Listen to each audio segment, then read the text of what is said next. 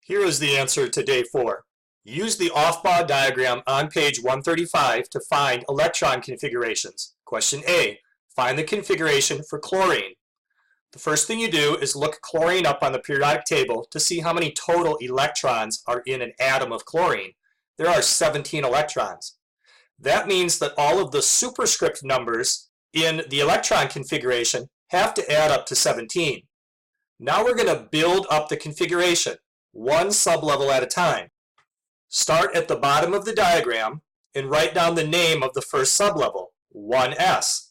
Then in the superscript position, put the number of electrons that that sublevel can hold, and that's going to be 2.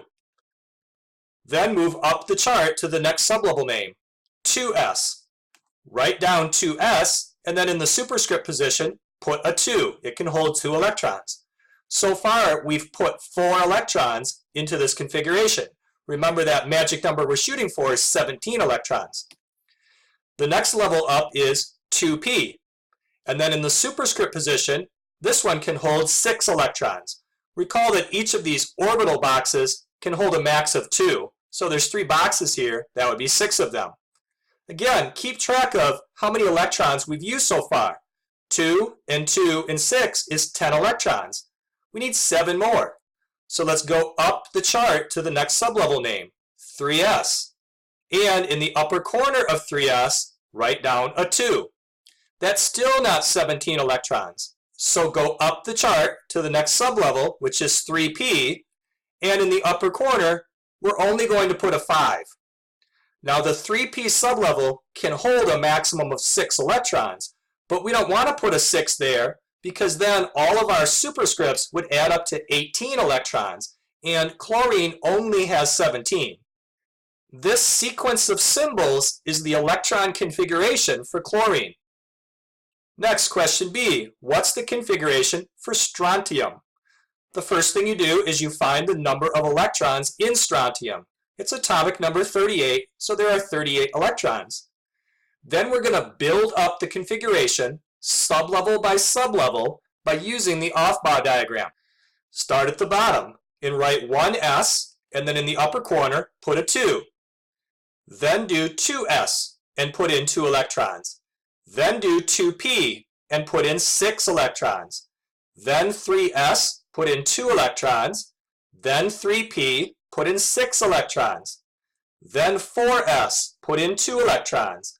And then it jumps over here to 3d. That can hold 10 electrons. Next is 4p, and next would be 5s, and so on. And if you had to continue farther, it would jump over here, and it would go 4d, then 5p, then 6s. If you had to go even farther to hold all the electrons, it would jump way over here and do 4f, and then 5d, 6p, and so on. Here's the answer for strontium. Please carefully check each sublevel to make sure you have the right order and the right number in the superscript position. If you add up all of those superscripts, it will add up to 38. Now question C, what sublevel receives electrons right after the 5s level is filled? The answer is 4d. And we can see that on the off-bar diagram. Here is 5s. What level is just a little bit above the 5s? That's the 4d. It's really hard to see, but if you trace straight across from the 5s, you can see that those boxes for the 4d are a little bit higher up the paper than is that box for the 5s. So the 4d sublevel is the one that comes after the 5s.